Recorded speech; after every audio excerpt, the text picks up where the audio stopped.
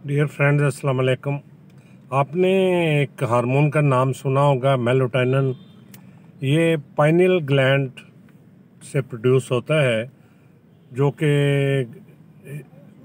Centre of brain के करीब पाया जाता है।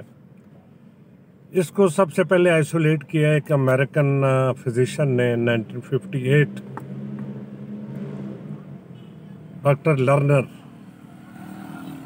ये हार्मोन जो है ये स्किन कलर को रिवर्स करने की सलाहियत रखता है और स्किन पर से डार्कनेस को दूर करता है।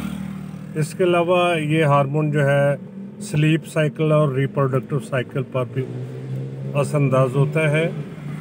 एंटीऑक्सीडेंट है और सप्लीमेंट के तौर पर भी तैयार करके मार्केट किया जाता है।